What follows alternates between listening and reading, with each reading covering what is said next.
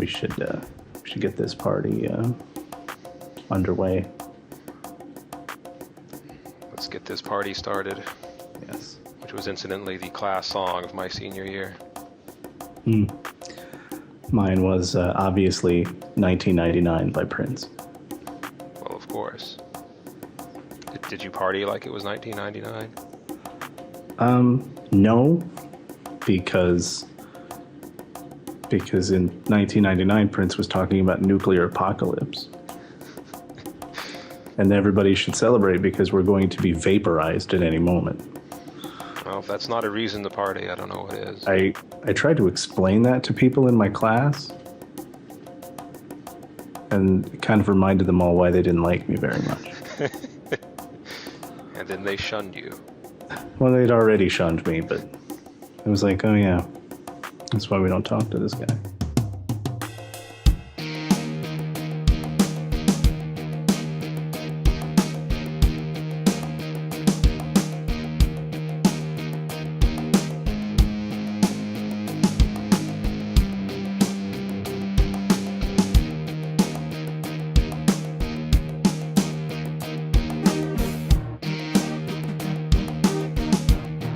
Hello, everyone. Welcome to the show. My name is Jay. My name is Robby. And this is the television Podcastulacra, episode 092. And I hope you are prepared for us to talk about Lost, because that's all we're going to talk about this week. Yeah, if you're not prepared for that, I guess you should turn off your MP3 player and listen to Britney Spears or something. I don't know. Whatever it is you listen to. That was kind of a random poll. Britney Spears, huh? I have not done that much research into the music tastes of our fans, so I'm unprepared to guess, I suppose, what they would listen to instead of us. It's kind of a revealing guess, though, Robby. Would you rather be listening to Britney Spears now? Rather than watch these episodes of Lost again, probably. Yes, Burn. Burn, yeah. Oh boy. Yeah. Well, it depends on the Britney Spears song, because she's got that one song. Yeah, that one. Toxic. That's a good song. Oh, yeah. Yeah, I like that one. I don't know if I want to listen to it for the length of these 4 Lost episodes. It's not that good. Now the epic 4-hour version of Toxic.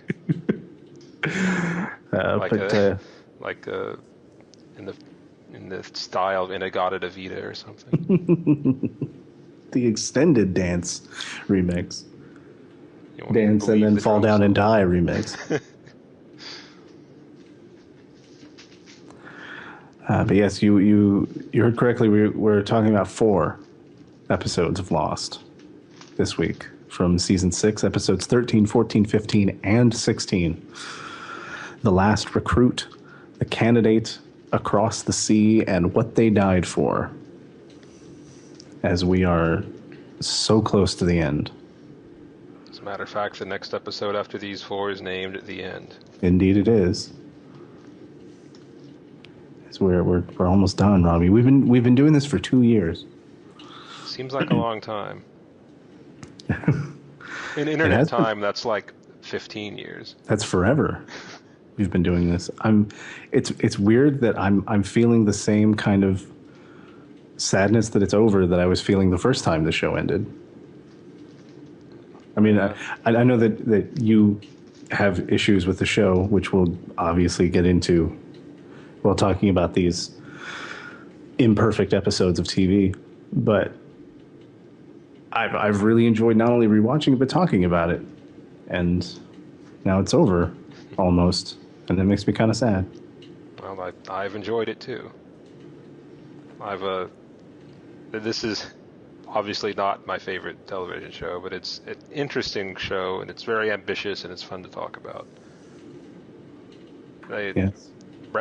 Brandon was suggesting at one point he about shows that we should do instead of after Lost is over or whatever. He said you should get Jay to watch Nashville, and I said I don't think Jay would like Nashville, and he said I don't think he would either, but he makes you watch Lost.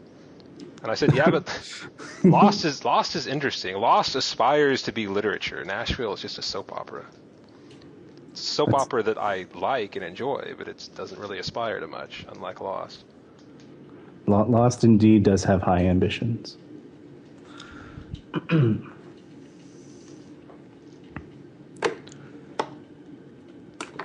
fact, you quoted Shakespeare at Lost on Facebook.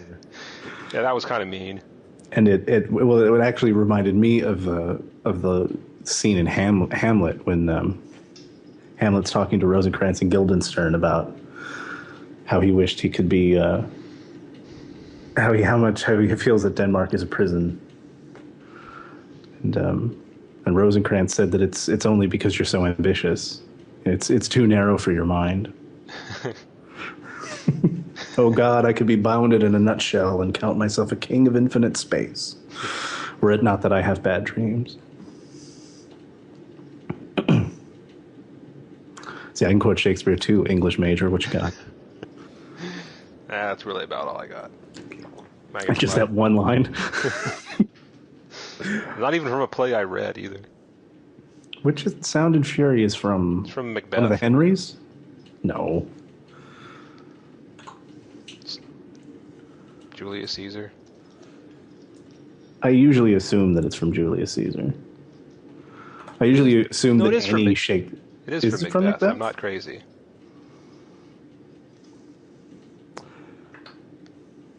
Oh, okay. Well, I usually assume... Again, not that I've read Macbeth. See, I have read Macbeth. Macbeth is one of my favorite plays. I'm kind of upset that I... Oh, yeah, now I remember. I remember that speech. It's from Macbeth. It is. Life's but a walking shadow, a poor player that struts and frets his hour upon the stage and then is heard no more. Really, the main thing I know the Sound and the Fury quote from is from reading William Faulkner's The Sound and the Fury. Yeah. Which, like Lost, I respect. I kind of like Lost. I respect that book as a magnificent work of literature. I never want to read it again. Didn't really want to read it the first time. I'm assuming that was an assignment of some kind. Yeah, it was in, I guess, my American Lit 2 class. I've never read The Sound of the Fury. I've read some Faulkner short stories. Never read Sound of the Fury. It's not good, then, is what you're... It is good, but it's not the kind of book you read for fun. Oh, yeah. The Shakespeare line, a tale told by an idiot, full of sound and fury, etc. So it has significance, especially to the first chapter of The Sound and the Fury, which is literally a tale told by an idiot. Mm-hmm. It's told from the perspective of a severely mentally retarded person who has, one of his mental problems, he has no concept of time. So the narration skips backwards and forwards in time from the 25 years ago to the present, almost at random, apparently. And he doesn't give you a lot of context clues either, because he has no concept of time. He can't give you context clues. He doesn't understand that he's going backwards and forwards in time. So you just have to kind of figure it out.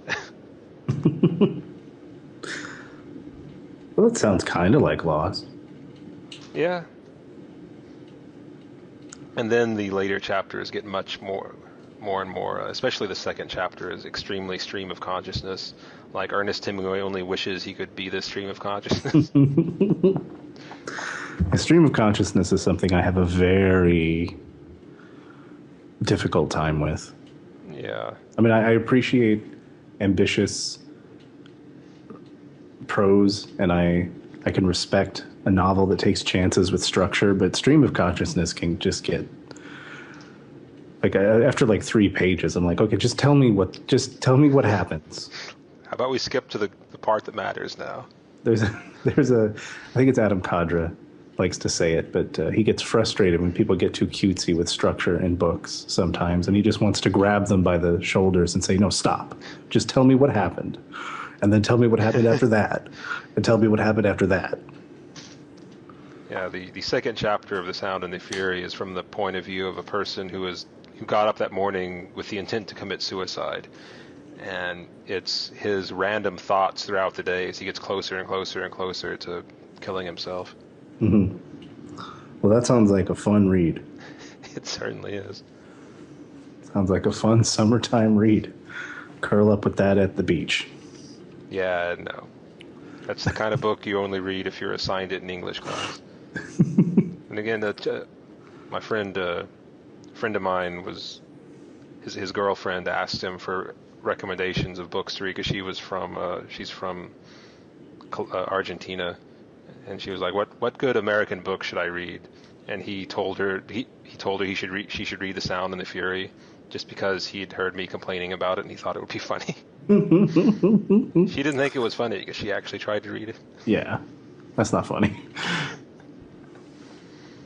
But I'm glad we fulfilled our promise to talk about Lost and nothing but Lost by opening with 15 minutes on William Faulkner and Shakespeare. Welcome to the Literature Podcast. Yes. We should do that as an April Fool's show sometime. Just do a show that's just about something completely unrelated to TV. Oh, it reminds me that, again, veering off topic, it reminds me of Al Franken. He had his radio show during the 2004 presidential election. And on election night, the early returns looked like Kerry was going to win. So he and his co-host started writing what the next morning's show would be. And his idea was to start by saying, we'll get to the election and the results in a minute, but let's pick up from yesterday with our case against George W. Bush. Now, and then he would continue acting like the election hadn't happened, complaining about Bush for like 5 minutes, just to see how long he could string out the joke. Mm-hmm. But then it turns out Kerry didn't win, and ruined his joke. Fucking and his show and his radio station, his radio network went bankrupt. That's a sad story. Thanks a lot, John Kerry. All because of John Kerry. Where are your 3 Purple Hearts now? But anyway, let us turn our attention to episode 13, The Last Recruit, in which there are explosions. Explosions make things more exciting, I have to admit.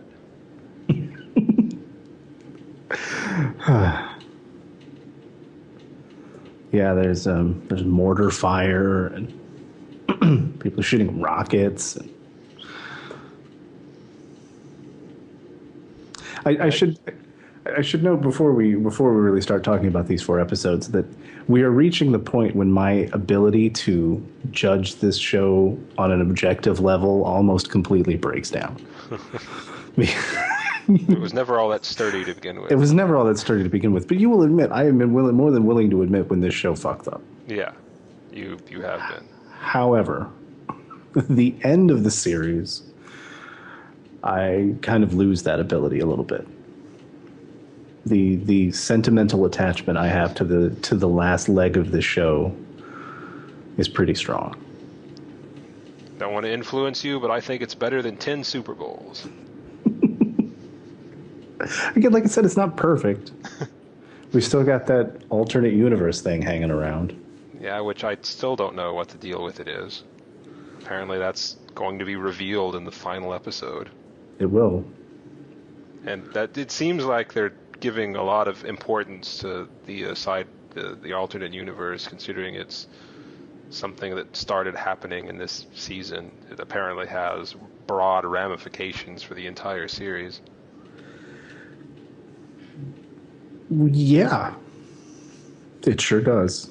Which makes me think that maybe this should have been introduced earlier if it's that important. I mean, clearly I don't really understand what I'm talking about, which is a problem with reviewing Lost without reading ahead, but yeah, it makes it seem like they introduced something really important really late, is all I'm saying. Yeah. I think we'll be able to have a more cohesive conversation about the alternate universe once it's revealed to you what the alternate universe is. Yeah, this is just my my feeling at the moment. It's not. It's obviously subject to change once I get more data. Yes. Oh, can't wait for that. I gather you don't hold high hopes for my opinion of more data. I don't think you will. This is just me, and maybe I don't want to color your opinion, but knowing what I know about you and opinions you have put forth on other works of fiction, I don't think you will like what's going on in the alternate universe. I don't think you will greet the final revelation with acceptance. Not acceptance, approval. That's the word I was looking for. Well, I'm sure I can accept it at this point. Well, yeah, you'll accept it. Because even though it's the source of the single most nagging misinterpretation of the show to this day, people still don't understand what the alternate universe was about and what it means, even though it's one of those things where a character says it. People are like, huh? No, creative writing teacher of mine used to say, "Don't blame your reader." Oh, I know, but I don't know how much clearer they could have made it is the issue. Mm-hmm. I'd really, without Doc Brown showing up with a chalkboard. We'll get to this when we talk about the finale. Yeah, I guess I really shouldn't argue about it now. I'll wait until I see it, then I'll argue about it. Yes. And I imagine we will argue about it, but before we do that, let's argue about this. Let's argue about this. The Last Recruit, which is an episode I like. Let's see what happened in this episode. These all kind of blur together to me at this point. Yeah, with the exception of Across the Sea, which is the outlier, they are kind of a piece. Because these 3 episodes. They've very much gotten to the point of let's just get through this. Yeah. Let's stop making individual episodes and finish this fucking series. Yeah, the foot is fully on the gas pedal at this point. In fact, the giant statue foot. The giant statue foot is on the gas pedal. In fact, I originally wondered about Across the Sea, because it is a complete departure, why it is where it is in the running of the season. And I realize it's there I think it's just there for a breather after what happens at the end of The Candidate, when the body count skyrockets. And people are kind of dying left and right. They're like, we need a buffer zone, and we're out of characters to do bottle episodes with, so we've only got like 4 characters left. So let's tell the story of Jacob and Esau. Or the Man in Black. Did they ever say his name? They never do. I just assumed he was named Esau because I like biblical references. Mm-hmm. And that's what that's a common name for him among the fandom. But his official name in the scripts was just the Man in Black, and he's never given an official name. Or brother, or son, or hey you, or hey you, or guy, or man over there. Only your brother might have a name. Maybe that's why he's so pissed. Maybe his name is Johnny Cash.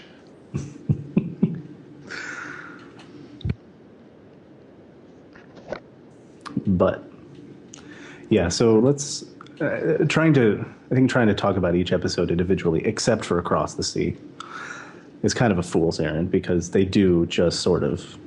They're all, as I said, they're all of a piece. I mean, yeah, they don't really try to compartmentalize anything into single episodes. And The Last Recruit doesn't even bother to restrain the Flash Sideways to a single character. Even the Flash Sideways bounce all around. We're with Locke for a minute, then we're with Sawyer for a minute, and Claire and Desmond hang out for a while. And everything's coming to a head in the alternate universe, too. Yes. To Desmond, who is the designated bin of that universe, I guess. And he has to get the crew back together. He does. To do something, to go to a concert, I guess. Yeah, this they're is all just going... all one long ploy to go on a date with Kate. That's it. Everything. All of it. Final We'll find out later where Saeed murdering a bunch of dudes in a kitchen factors in. Final scene is going to be Desmond in bed with Kate, winking at the camera. Thumbs up. She's like, "Why did you have to run over that handicapped guy?" Why did he have to run over that handicapped guy? Desmond's going to be like, "It was Tuesday." He was jaywalking. Well, not jaywalking, but... Oh, boy.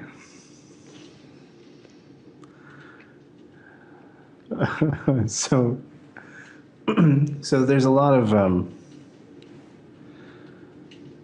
oh, man. There's a lot of coming apart and being pulled back together, and people get captured and then rescued, and it is actually kind of refreshing, the pace of these 3 episodes, because there's a sequence where the group is on their way from one place to another.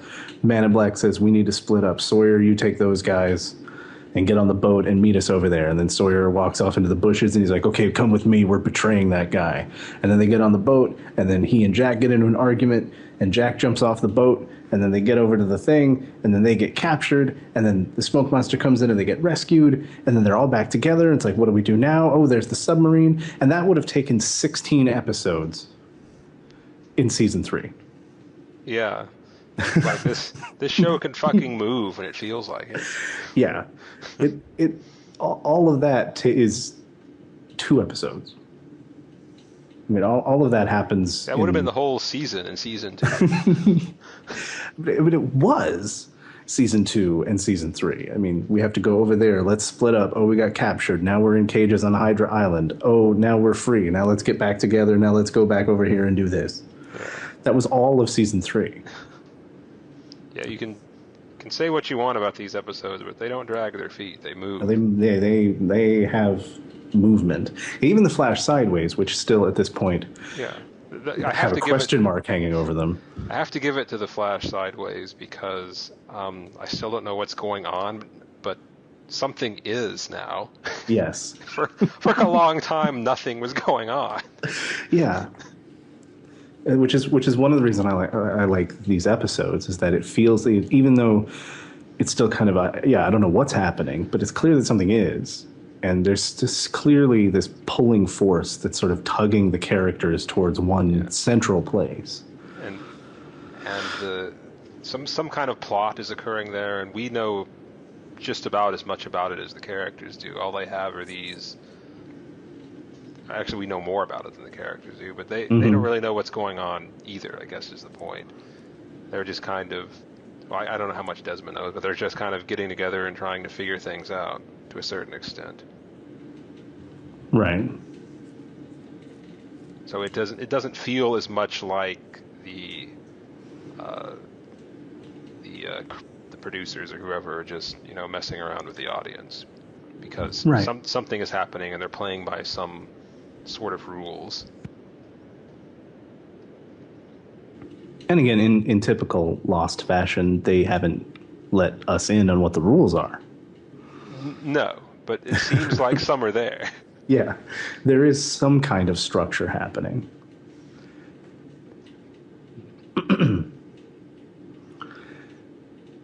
Which is something that Lost tends to do structurally a lot. They love to, and this goes all the way back to the very beginning of the series, in that the show likes to start you in the middle of something, and then let you try to figure out what's happening around it. Yeah, which is perfectly fine as long as there's enough clues to figure it out.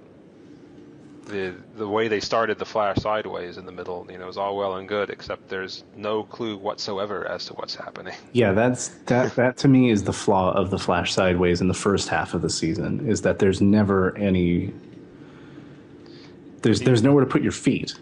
Yeah, if your viewers are asking, so what, you've got to answer them. Yeah. That's a very bad question to hear from your audience. And now they still haven't really answered why we should care, but they're making it easier to care. Yeah, they're making it clear that it's going somewhere as opposed to just existing. Yeah. Which is what it did for half the season. Right.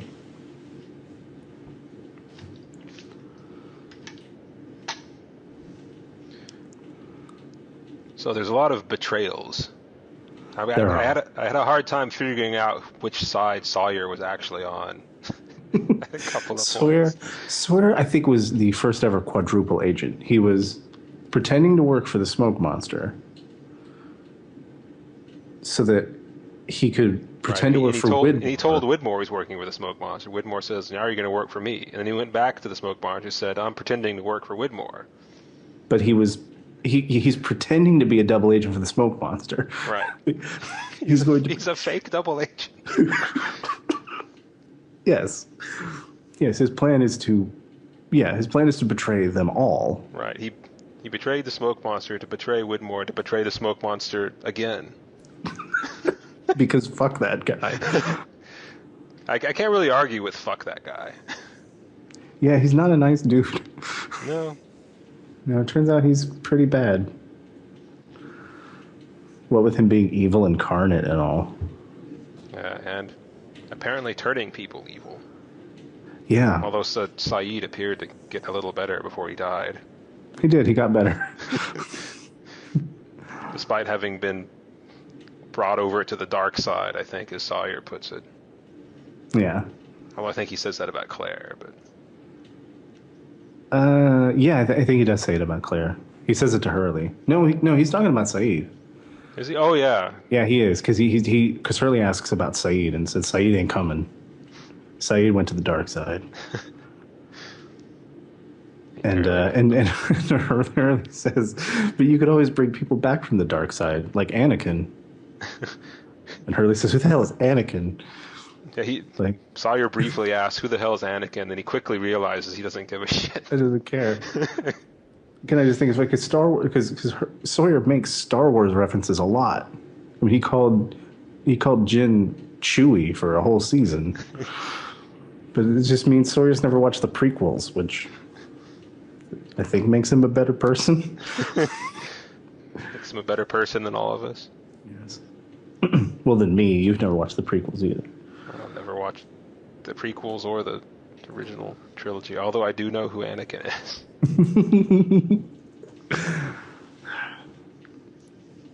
It's a shame that Sawyer didn't find any Star Wars novels from the plane. He would know all about it by now.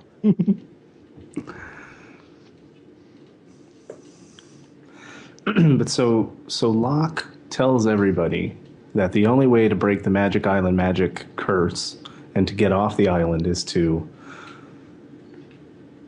for all of the candidates to be together. Right. It again harkens back to the last season when Ben said everyone has to go back to the island. Yes. And Jack is not okay with this because Jack doesn't want to leave. In the, ironic reversal from earlier season Jack. Yeah, now Jack has Island Stockholm Syndrome. Yeah.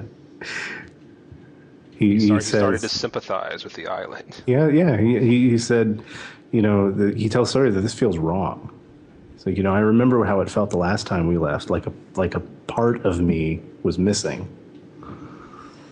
I'm supposed to do something, and it's not just to leave. Right. Plus, what the hell kind of bullshit story we're going to come up with when we get back to civilization this time? Yeah. We better have an impeccable story for this. It's the Oceanic Six. Again. It's like that episode of DS9 where Worf blows up the passenger ship that decloaked in the middle of a battle, And it turns out that they just stole the passenger manifest from another ship that crashed. And Sisko's telling the story like all these people got on a ship and then they crashed and then they all got on another plane and it crashed too. What an extraordinarily unlucky group of people. Like, yeah, that's the Oceanic Six. We all got on another plane together and it also crashed on a deserted island. I swear, Your Honor, I can explain. We got to get a new travel agent. I call Jacob to the stand. Anyway, where's the nearest airport? To get on another plane, stat. Yeah. But so Jack jumps off the boat and he washes up on shore just as soon as Widmore starts shooting at the Smoke Monsters team with rockets. Because they brought artillery. Well, against a monster made of smoke, you clearly need rockets. It's one of the things I love is that people insist on shooting at the smoke monster. Like Widmore's people, they all have guns. They keep shooting at the monster made of smoke. Yeah. And on the one hand, it's like, why are you bothering? But on the other, it's like, I understand the impulse. Like, I have to do something. It's like all those criminals from the Adventures of Superman TV show. They always empty their guns at Superman, and he's just like, whatever, what are you doing? All right, we're going to jail. Are you done? We're going to jail now. Yeah, it's like that with the smoke monster. Except instead of taking them to jail, he completely just snaps their necks. Yeah. But he's more chaotic evil than Superman is. A little bit. That he is chaotic evil. But so what was the deal with the plane? Because the smoke monster's like, we can't take the plane. Let's go take the sub. Because Widmore had wired the plane with explosives, and they couldn't get rid of those explosives in any way. Because it really seemed obvious that this was part of the smoke monster's plan in retrospect, because he was all about the only way to get off this island is the plane. Mm-hmm. When they get to the plane, he's like, actually, come to think of it, the only way off this island is the sub. Yeah. In retrospect, it does seem patently obvious that he was leading them into some kind of trap. And it worked. It worked. He would have gotten away with it if it wasn't for Saeed. Saeed, who came back from the dark side in time to sacrifice himself for the greater good. Yeah, and he saves most of them. So, yeah, he saves the important ones to the story. Yeah. Apparently. Although we're Sun and Jin's happy reunion is marked by their death. Yeah. Which it's kind of a bummer.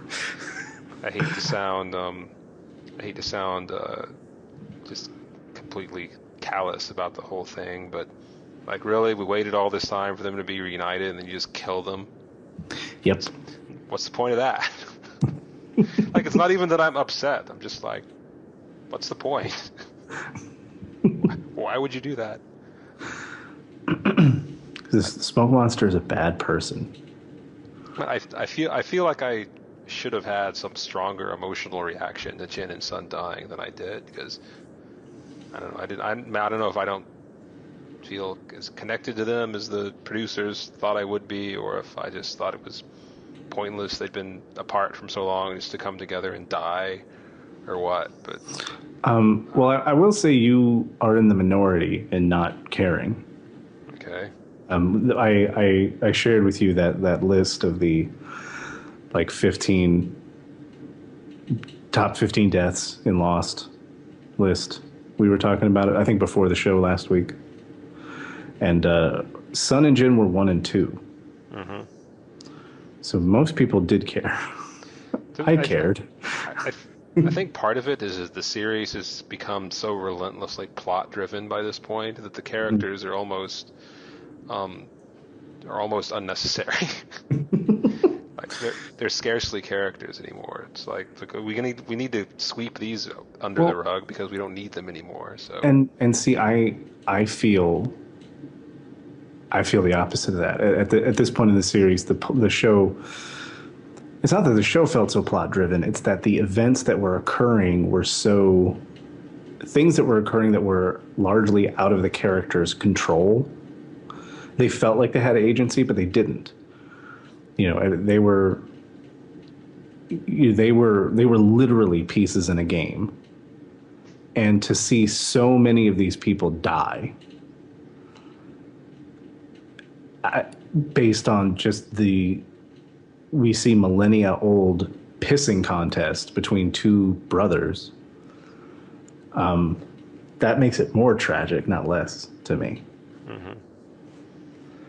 It makes it more sad that they died so horribly. That their daughter is going to grow up without her parents because Jacob pissed off his brother 2,000 years ago. Mm-hmm. I can see that point of view, and I could see how it would work, but it didn't work for me. And that's fine. I think that's what they were going for, and it worked for me. Mm-hmm. And it also, I mean, Saeed was a really bad person. Yeah, even before he went over to the dark side. Even before he went over to the dark side, he was a pretty bad person. And we saw him do a lot of really nasty shit. So I think to see him finally meet his end in a moment of sacrifice, in a moment of selflessness, I thought was also moving. To see him die again. This is not the first time he died. For realsy this time. He's not going to come back a second time like Mikhail. No, he's dead. He's dead. Is he on the list?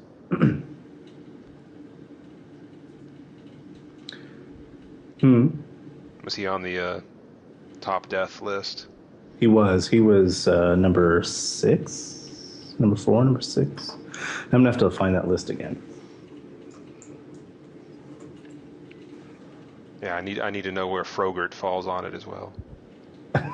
He was not on the list.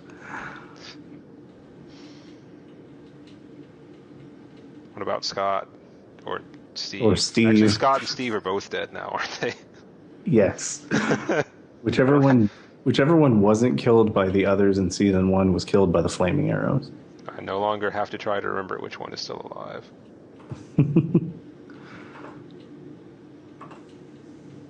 That's really all I've been waiting for, is for Scott and Steve to both have be in the same state of living. Yeah, it's really easy now.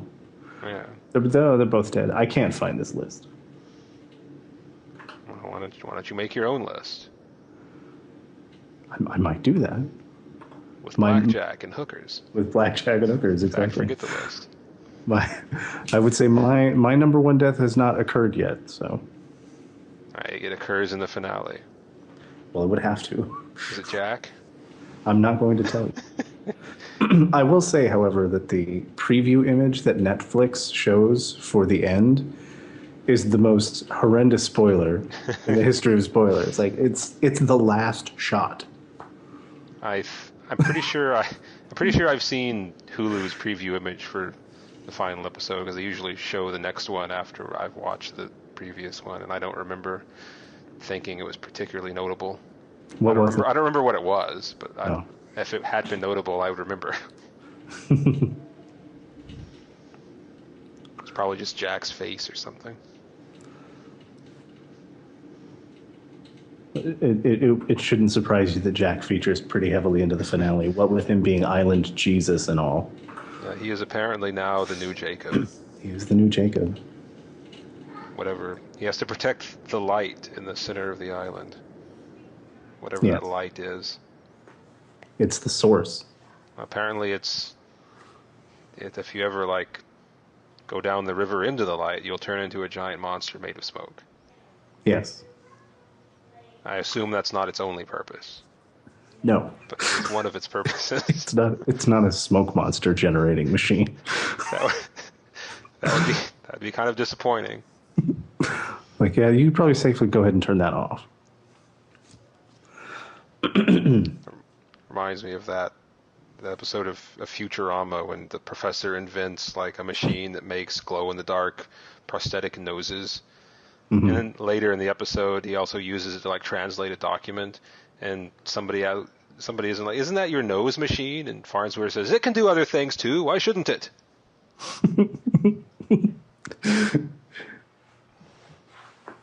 Yeah, the heart of the island is just like that. Multi-purpose. I can't wait to see what else it does. It also slices, it dices. I was going to say it's also a juicer. But wait, there's more. Buy one light at the center of the island and get a second one for free. So, see, Lapidus died too, didn't he? Lapidus got hit in the face with a submarine door. Yeah. He was like, oh crap. Got hit in the face with it. Because suddenly, since they're not taking the plane, the plot no longer needs him. So...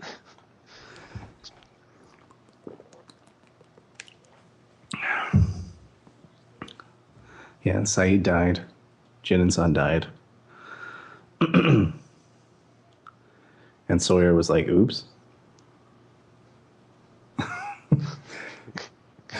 Yeah, I guess I should have listened to the mad ramblings of Jack. And again, it's a reversal from before when Jack's crazy plan got Juliet killed.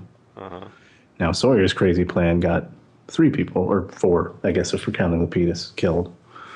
Why shouldn't we count Lapidus? Well, are you suggesting that he's not really dead, or what? I guess, well, I'd say we see, well, I don't know. I don't remember. Yeah, they don't really explicitly show, like, his corpse, and no one seems to care that he died, to be fair. Which, that's also harsh. Nobody cares about Lapidus. But it's really, like, whatever. I thought about that when these episodes were going on. Like, we have all the main characters in Lapidus. Like, he was only there because they needed someone to fly the plane. And then they're like, "Oops, we can't take the plane." And Lapidus started to get nervous. And his character was suddenly unnecessary. He's a main character with no obvious use, a non-main character with no obvious use. So, goodbye.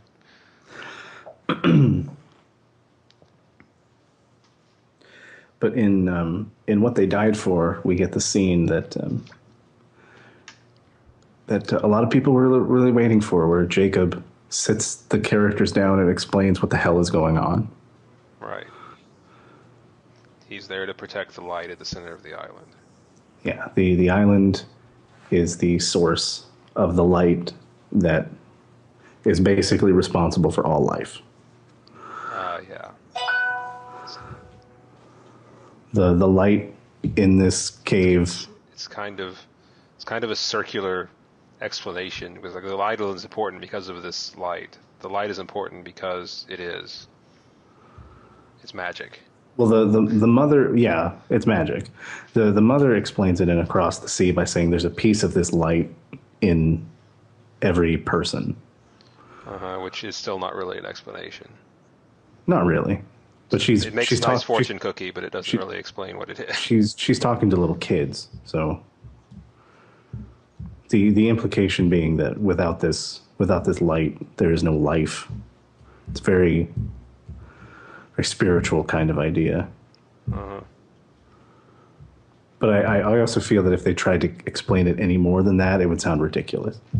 Well, it is ridiculous. It would sound already sounds ridiculous. I think it would sound more ridiculous.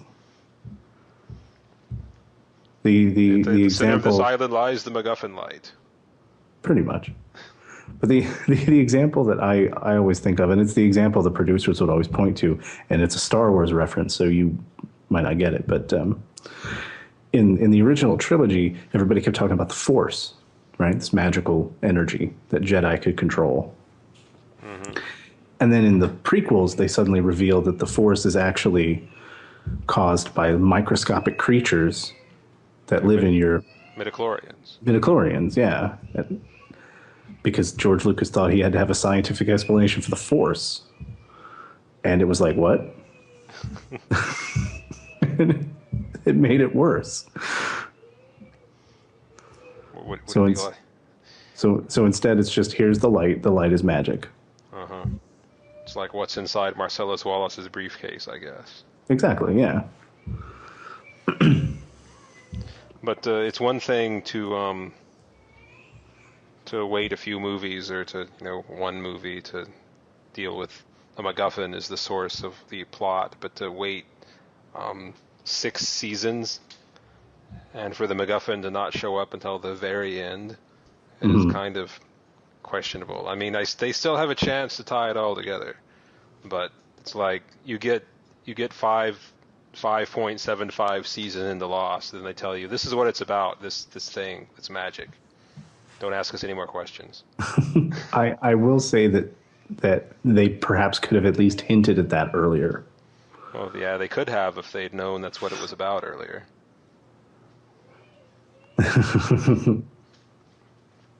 I admittedly don't know when they decided that this was what the island was going on the island. To me, the soul of Lost is encapsulated in that story you told me about J.J. Abrams pointing to Terry O'Quinn and saying, "See that guy? He's got a secret. I don't know what it is, but he's got one." Yeah. So, Magic Light Cave. Magic Light Cave, yeah. That is Magic Light Cave. That is the source of life, whatever. And yes. Jacob has to protect it from his brother, who he killed and then sent down the river into the light, who, when struck down, only became more powerful than he could possibly imagine. Yes. Yeah, you got it. All right. We're on the same page. Yes. And the man in black wants to leave the island so he can presumably murder everyone alive. Yeah. Yeah. Since he's evil. Since he's evil. That's what evil people do. Yes. I would hope that he has some other goal or reason in mind, because everyone's the hero of their own story. It's kind of hard to find. Like he says, like I just want to be free, but there's obviously more to it than that.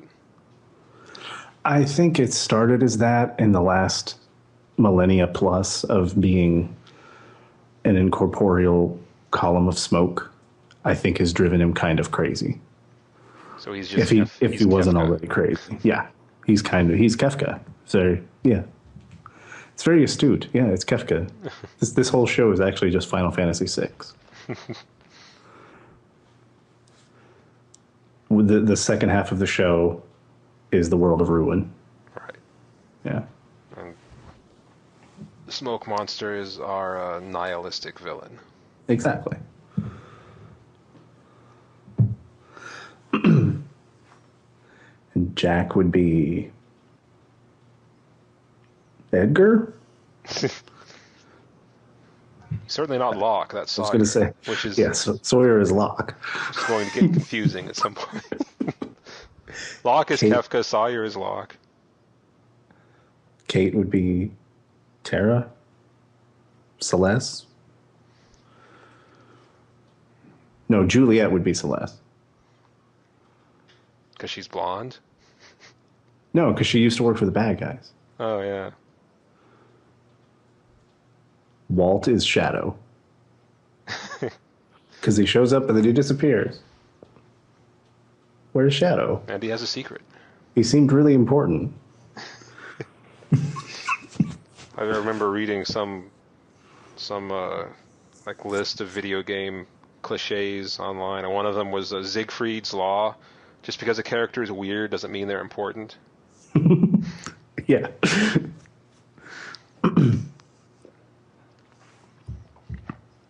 And then Ben would be Ultros.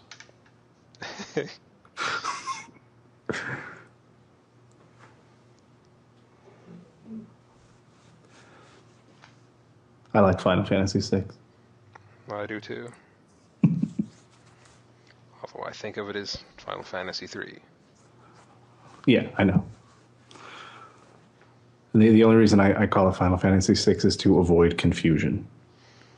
Because if you say Final Fantasy 3, you could either be talking about Final Fantasy 6 or Final Fantasy 3. Yeah, but if you say Final Fantasy 6, there's only one game you could be talking about. But very few people would ever actually talk about the actual Final Fantasy 3. At least few people in the United States. That's true. That's fair.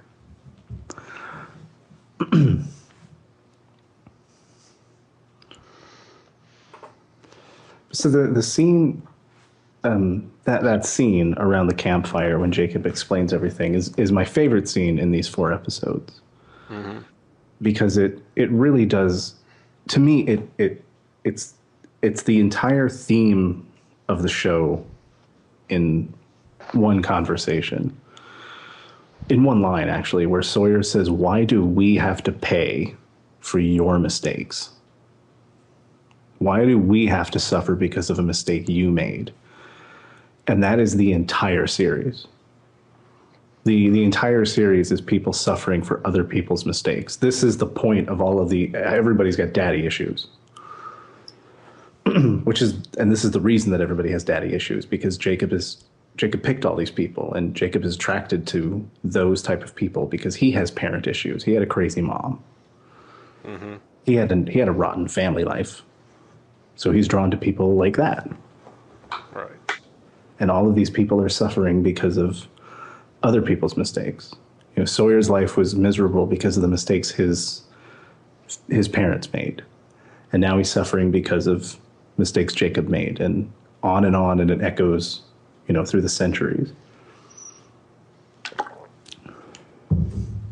And Sawyer in his life made choices, and other people are suffering for those mistakes. And mm-hmm. And it gets far enough away that your direct connection to those mistakes, you can't even, the mistakes are so far away you can't even recognize them anymore. Your connection to them is so tenuous that you'd have to trace it up like you're tracing up a family tree or something to get your connection to it. It's like some weird game of Kevin, 6 degrees of Kevin Bacon, the way that everybody's connected back to the original sin, I suppose. Mm-hmm. Which is why I like that scene. Yeah, I didn't draw that much out of it, I guess. No, but then I knew it was coming. And so I've been thinking about it a lot as we've been watching the show. That scene to me seemed like a handy, place to exposit. Well, it was that too. And it also lends credence to the thing I like most about season 6, was that Jacob is a prick. Pretty much. I mean, he's the good guy, I suppose, because he's on the side of good, but he's a bad person. Because he's so callously indifferent to the. I mean, he seems real sad about, it's a real bummer that, all those people died. But back to my problems. But enough about you. Let's talk about me. Yeah. I know you're going to hate this comparison, but he reminds me of the caretaker from the first episode of Voyager. Why would I hate that comparison? You seem to get annoyed every time I bring up Voyager. No, that's a perfectly apt comparison, actually. Because the caretaker is trying to find a replacement for himself to take care of the Ocampa. Mm-hmm. And he just keeps bringing, against their will, bringing different species, different ships to his space, and seeing if they're candidates to replace him. Right. And he never actually finds one. No. Jacob is lucky. But he has the same callous indifference to the effects on the people he brings over that Jacob does, essentially. Right. I think that for everyone else he had brought over there, he sent them back eventually, but he no longer had the power to send the Voyager crew back or whatever, so they had to stay. But he didn't care about that. He didn't care. Yeah. It was all about his problems. What am I going to do about the Ocampa? And I'm not sure if there's a further parallel with Jacob, but the caretaker. It doesn't even consider the possibility that maybe they can get along on their own. Maybe Yeah, I'm making too much out of my own importance.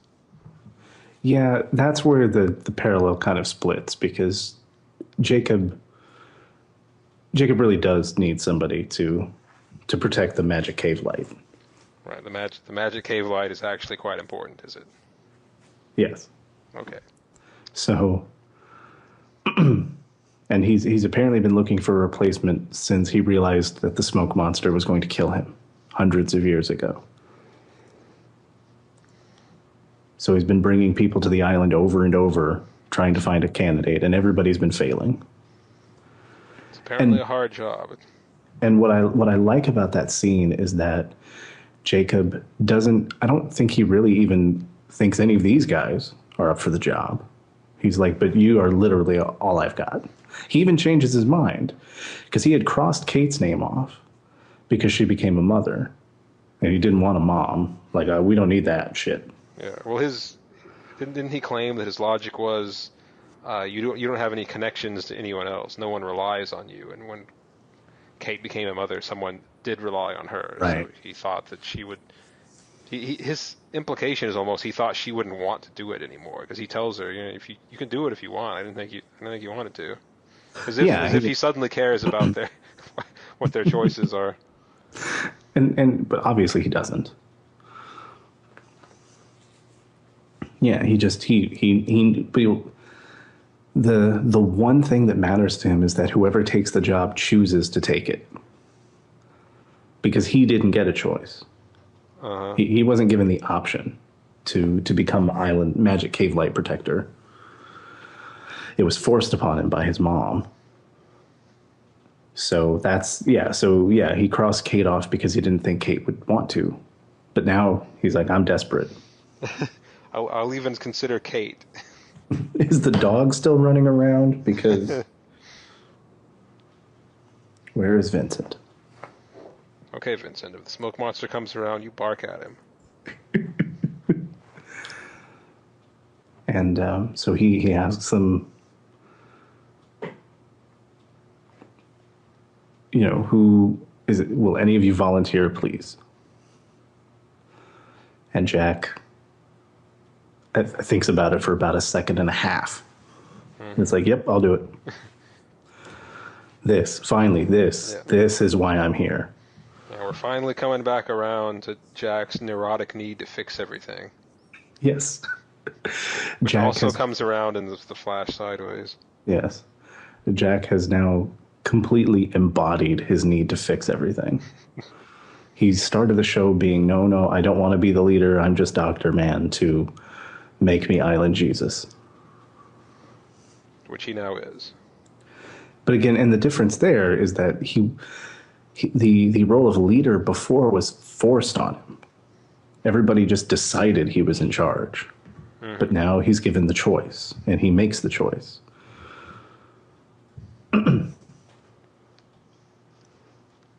And Jacob says, great. Great, you're hired. You're hired. It's a very short interview process. It's one question. Will you take the job? You're hired. Let's go celebrate with a drink. So they get a tin cup out of Jack's bag, and they drink from the water of a pool. And I like how unostentatious that ceremony is. It's really just, I take a drink, you take a drink. Done. Yep. There's no big light, or Jack doesn't sprout wings or start glowing or anything stupid. It's just that's it. Yep, that's it. Now you're like me. Now you will live forever and be a prick. Congratulations. And maybe eventually get killed by Ben, even though you don't really seem like you care. Yes, now you two can form a cult and have them start kidnapping babies, and here's a pamphlet. Can waste people's time for 5 seasons. It'll be fun. And meanwhile, speaking of Ben is Miles and Ben and Richard Alpert, have gone to get C4. And they seem to be the group that the plot forgot. Yeah, they were gone for a while. I think they were gone for like 3 full episodes. And it's like, oh yeah, these guys. Probably because, again, the last recruit and the candidate were all about forward momentum, and all they were doing was walking. Yeah, they're not really doing anything. These 3 guys were literally walking from the beach to the barracks. That's all they were doing. And again, in season 3, they would have had 3 episodes about that. Mm-hmm. They would have found a weird tree, and there would have been a story about the tree, and it's like, this is pointless. But here they start walking, and they disappear until they get where they're going. And they find Widmore, because Widmore has broken into the house for some reason. I don't remember why they're there. I don't either. So they're just to taunt Ben. They're looking for something. I think they're probably still looking for like the electromagnetic whatever, the electromagnetic spots on the island or something. Mm-hmm. But Ben's like, what are you doing here? Or Widmore's like, what the hell are you doing here? And Ben's like, I came here to get the C4 so I can rig the plane. And Widmore's like, I already did that. Try and keep up. Yeah, it's as usual. I'm 3 steps ahead of you. And then the smoke monster shows up. Ben says, oh no, I know this great hiding spot. Hide over there. And then the smoke monster shows up and says, where's Widmore? Ben says, he's in there. Because he went where I told him to hide, like a sucker. Though before that is another one of my favorite moments where Richard says, no, I know what he wants. Just let me go talk to him. And then he walks outside and the smoke monster just stampedes the guy. Blows him into the trees. Like, hello. Ah! The smoke monster gets results. Yes, he does. Well, and he continues to get results. He goes into the secret room, and Widmore and Zoe are standing there, and he kills Zoe. It's like, Widmore's like, why'd you do that? You told her not to talk to me. She's useless. Very badass villain one-liner. Yes. And then Smoke Monster says, Widmore, if you tell me what you're doing here, I'm still going to kill you. But when I leave, I'm going to kill a lot of people, but I won't kill your daughter. The first thing, or if you don't tell me, the first thing I'm going to do is kill her. If you do, that's the last thing I'll do. Widmore's like, you're going to kill her anyway. Like, no, I won't. Scouts on her. And Widmore says, I came back to bring Desmond as a failsafe. But before he can say anything else, Ben shoots him because Ben. Yeah, he whispers something in Widmore's, or in Locke's ear. Because he's like, I'm not going to say it in front of Ben. And Locke's like, well, whisper it to me. Yeah. And then Ben really hates being left out of things, so he shoots Widmore. Well, and Locke turns to Ben's like, what did you do that for? Ben says he doesn't get to save his daughter. Which is also a pretty cold, badass villain thing to say. Mm-hmm. But Locke claims that Widmore told him what he needed to know anyway. Yeah. Ben's like, so, there's some other people to kill, right? I like killing. Yeah. It's like eating a Pringles. Once you kill one person, you just can't stop. And then, it turns out that Widmore told Locke that Desmond was Jacob's failsafe in case the candidates failed. Desmond is once again a failsafe, as he was in the hatch. Failsafes are another motif that recurs throughout the show. backup plans. But Locke can use Desmond to do the one thing he couldn't do by himself, which is destroy the island. And there's a very big dun dun dun. I assume that would be bad. Yeah. Since the magic light cave would also disappear. Yes. Then some kind of, I don't know, protonic reversal would happen. Yes. An ionic inversion. It would be bad. Yes. And then there's stuff in the Flash sideways. Yeah. Not that it's uninteresting, but there's a lot of it. Yeah, Desmond goes and beats the shit out of Ben, which I'm sure was very satisfying. On some level he didn't even understand. Right? Like, and then he went and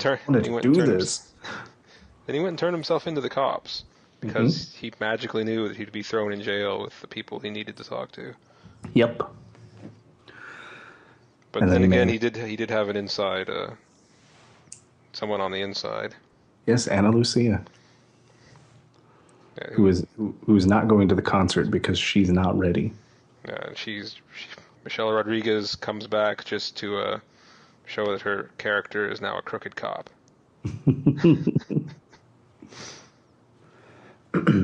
She lets her prisoners go for $250,000.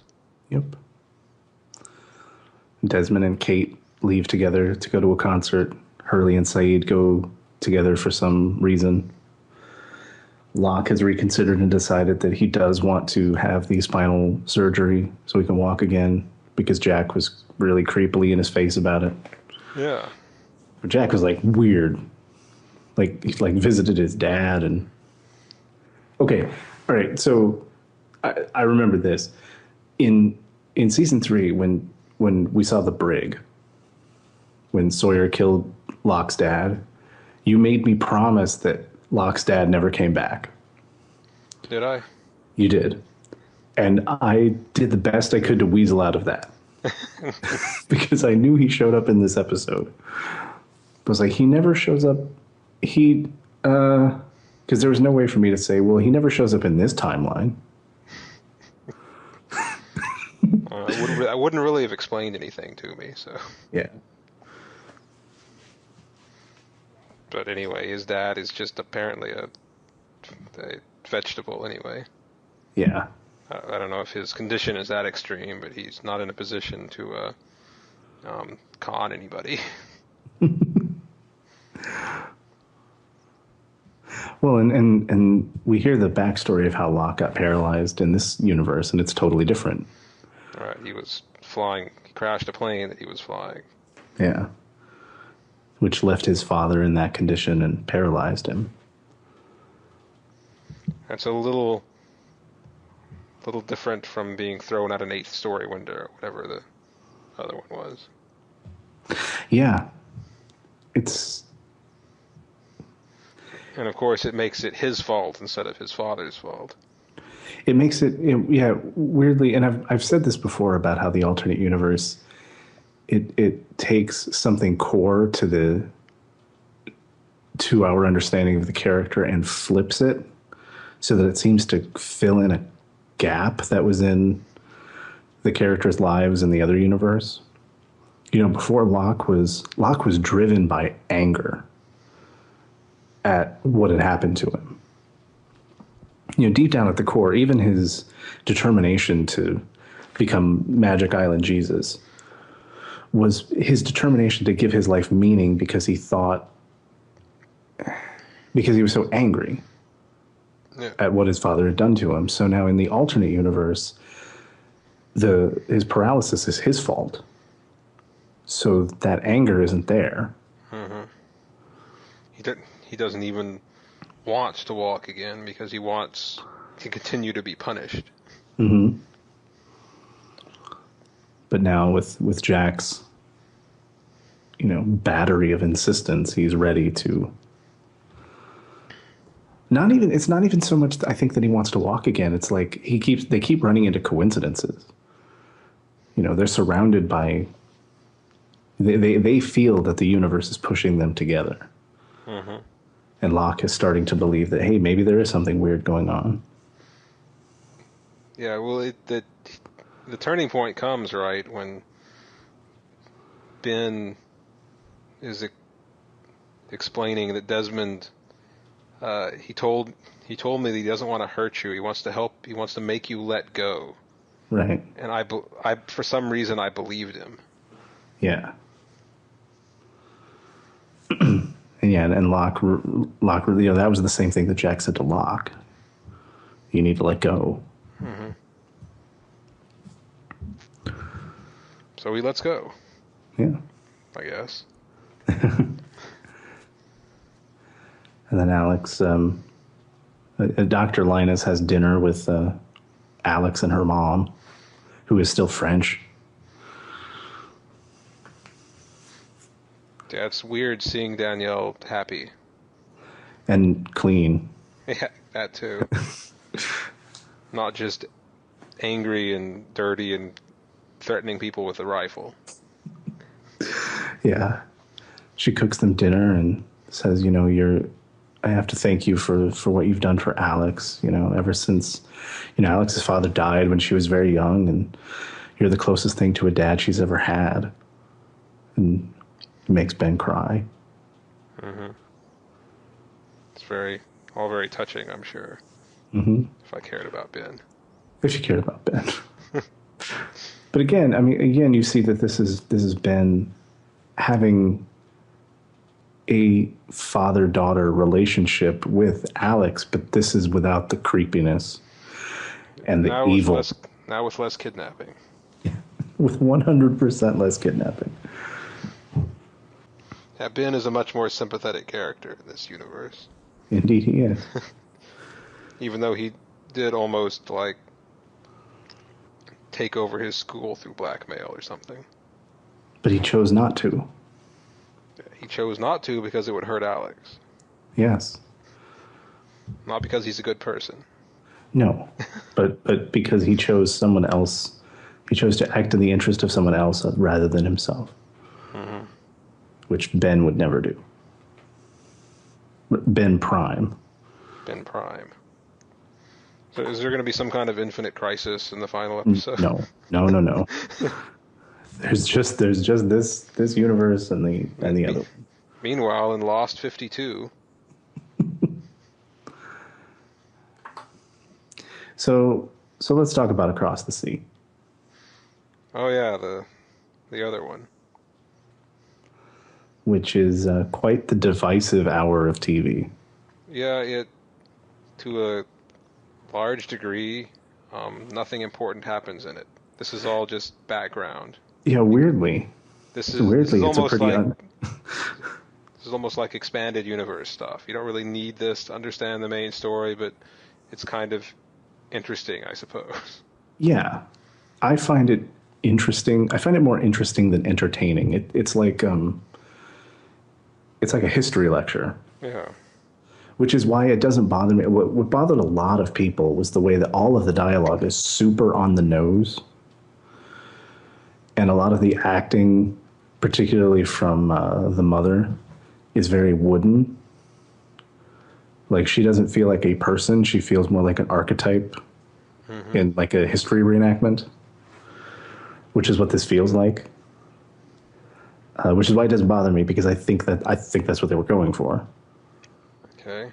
I thought that the mother was... She did feel kind of wooden in her acting, but I got the idea that she was just kind of like not really living so much as doing what she had to do. Yeah. She wasn't living so much as existing. Yeah.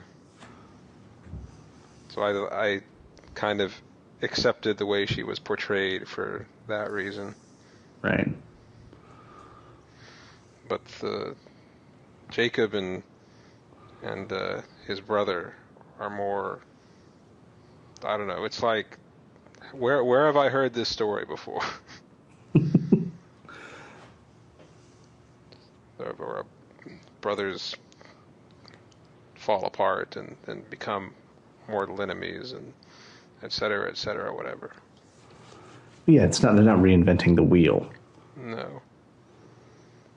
Especially since they're both jealous of each other for essentially the same reason. They each think that the other one was their mother's favorite. Mm-hmm. And only one of them is right. Jacob is right. Yeah. The smoke monster was his mother's favorite, which she even flat out says when she decides to make Jacob the magic cave protector. He's like, no, I don't want to do this. You didn't want me. You wanted him. She's like, yeah. She's like, yeah, but I love you too. And besides, I can't get him now. She's like, no, I was totally wrong, though. It really should have been you. You've always been my number 2 son.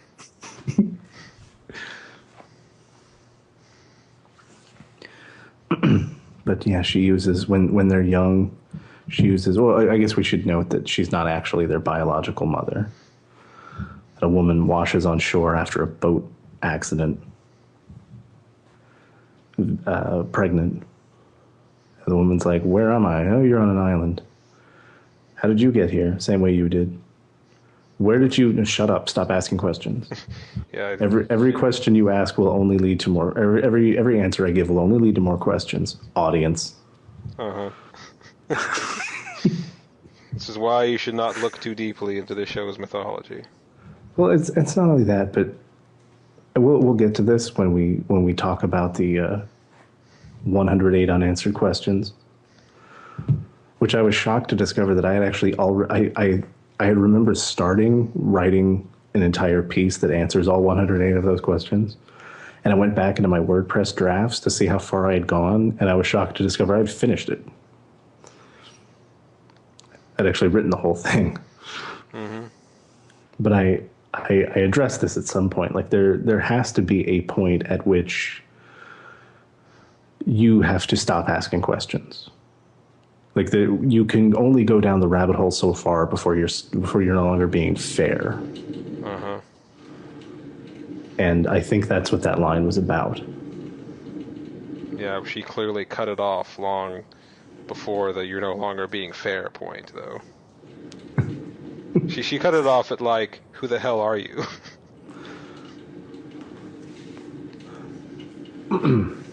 But so the woman gives birth to the twins, and the mother kills her with a rock and raises the twins as her own, and tells them there is no outside world. There's only the island and the sea.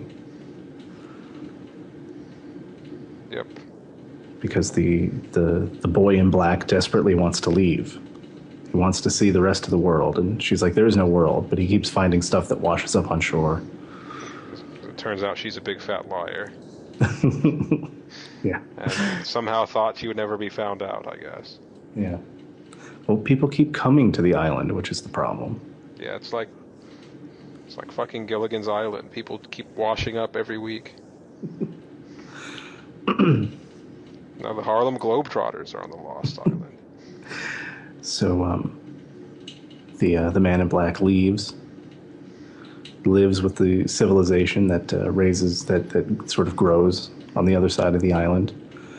He hates them because they're evil and corrupt. Unlike he agrees with the mother on that. They come, they fight, they destroy, they corrupt. It's always the same.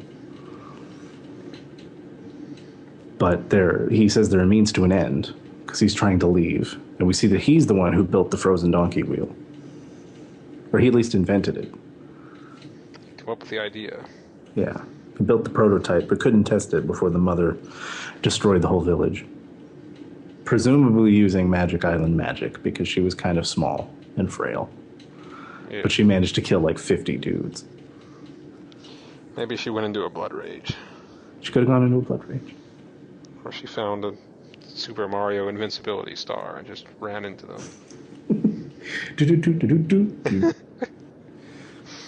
It was Yoshi. That's what happened. She jumped on Yoshi. Just ate them and turned them all into eggs. Then threw the eggs at them.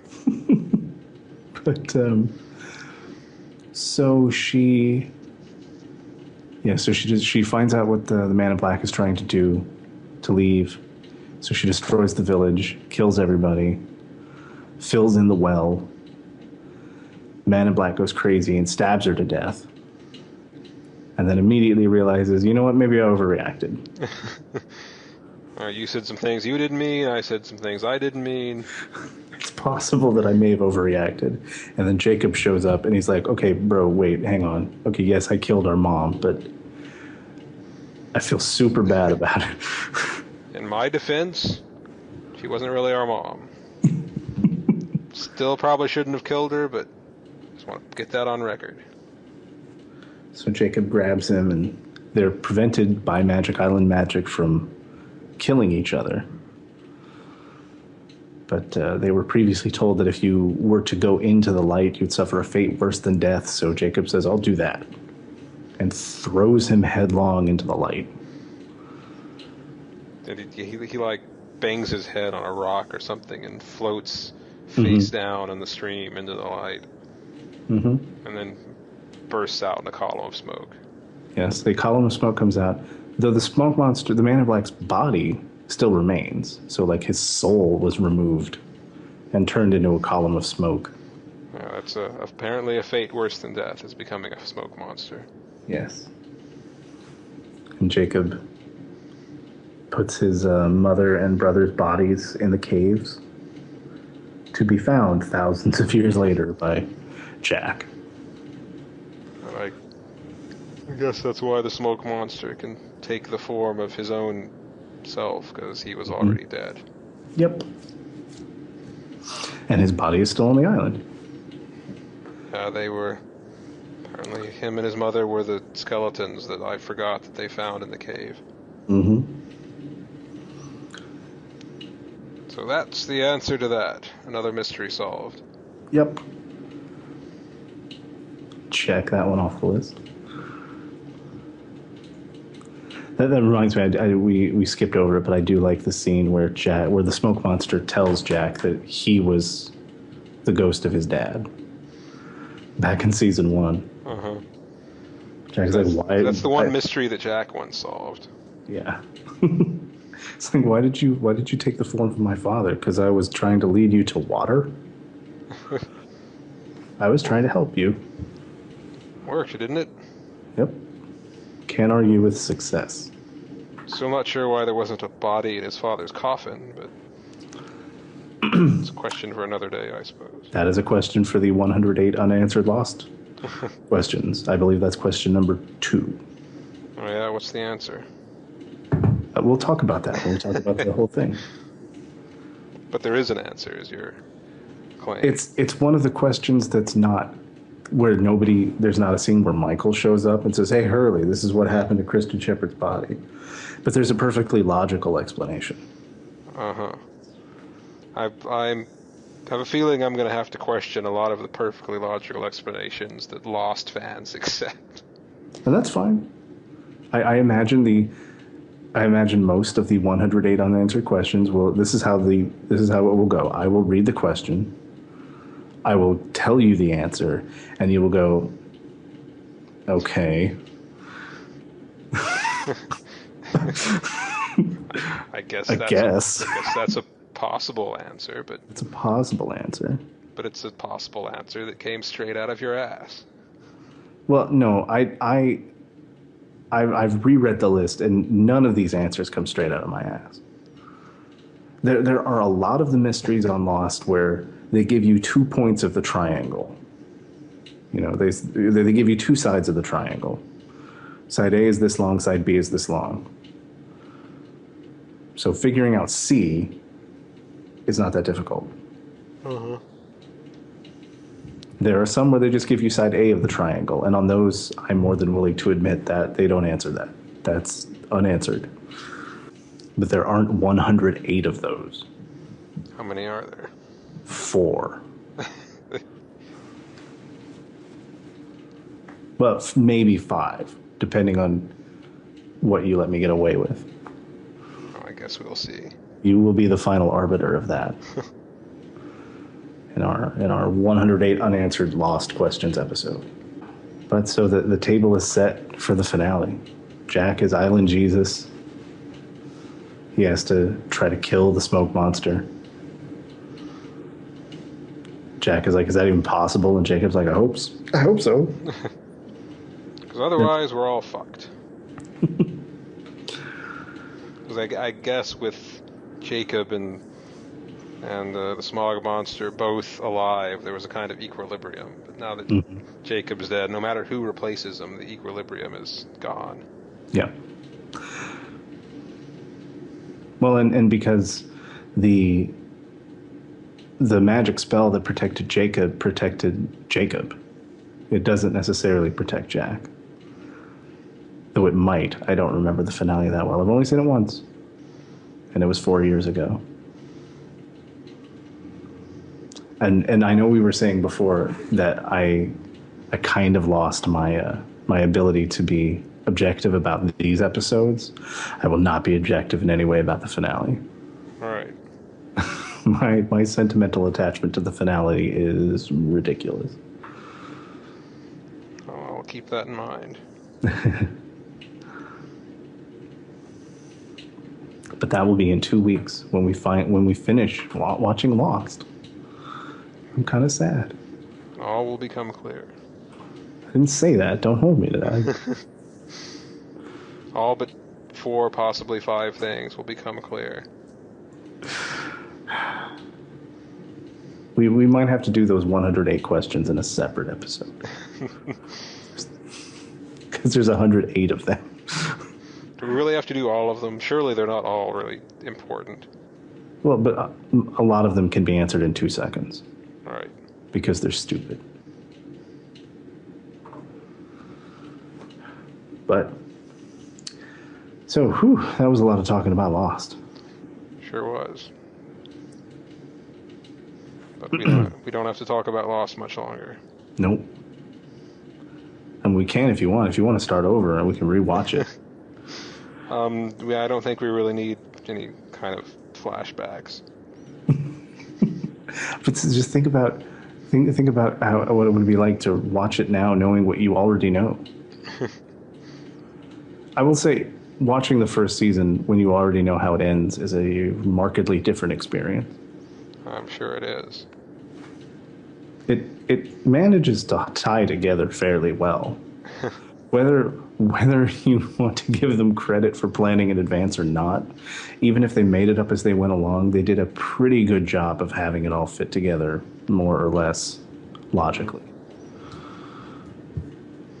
I'll give them credit for that. Do you remember the Peanuts series the original Peanuts series of comics about Snoopy's novel? Mm-hmm. Where his first sentence is like, or first paragraph is like an entire paragraph of completely unrelated things. Like it was a dark and stormy night. Stormy night. Somewhere in the distance, a door slammed. The maid screamed. A shot rang out. While the people lived in poverty, the king lived in luxury. And on the street, a flower girl was something. He just going from subject to subject to subject with no relation whatsoever. And then in the second chapter, he ties this all together in some kind of convoluted way where everyone's related to everyone else. Mm-hmm. And Snoopy kind of turns the eye and he says, like, doesn't this all fit together nicely? And Linus walks up to him and says, what about the king? And Snoopy throws his typewriter at him. Okay. Yeah, no, I'm listening. I picture what about the king moments coming up every now and then, especially if you're rewatching the series knowing that it's all supposed to tie together. Yeah. Really, the only big hiccup in season 1 is Walt. Yeah, as we've talked about. That's the biggest argument, that they were not planning this from the get-go, the fact that they put a kid into their series. Or that they weren't planning it very well. But yeah, we forgot to account for the fact that humans age. Oops. Yeah. All right. But next week we'll be talking about DS9. We still have a lot of that to go. And we're not almost done with DS9. No, we're going to be watching that for probably another year. So hold on to your hats. We are going to be watching episodes 19, 20, and 21 of Season 5, Ties of Blood and Water, Ferengi Love Songs, and Soldiers of the Empire. It's going to go out on a limb and say the Ferengi Love Songs is probably not good. Well, it has Ferengi in the title, so that's never a good sign. Yeah, yeah. Episodes with Ferengi or Prophet or Business. It also has love in the title, which is also a bad sign. Star Trek is remarkably bad at romances. Yes. They're very bad at romances, they're bad at Ferengi episodes, and they're bad at musicals. So Ferengi Love Songs. When have they been bad at musicals? Have they ever done a musical? There was that original series episode where Spock sang with the space hippies. Oh, yes, does that count? Space hippies. And there was that scene in Insurrection where Picard and Data sang like a Gilbert and Sullivan song. I think that scene went on for 3.5 hours. Yep. That was pretty silly. I mean, that was the whole movie, right? Like, it started, and then they sang, and then some dude got his face peeled off, and the movie ended, right? Something like that. You hit the high points. Insurrection was a remarkably boring movie. It wasn't a bad movie. It's just that it wasn't cinematic. No. And then we'll also get back to Friday Night Lights Season 2.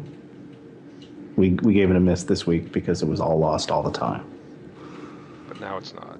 Now it's not. Now we have to find out how Landry is going to continue to hide his crimes while boning Tyra, I guess. Just in case, I went ahead and watched the episode, so spoiler alert, not very well. Which of those does he not do well? Oh, the hide his crimes bit. Okay. They don't really get into graphic detail about the other thing. Well, it is a network show, so. But that's everything. Thank you for listening. We hope you enjoy the show. Tell all your friends. And we will see you next week.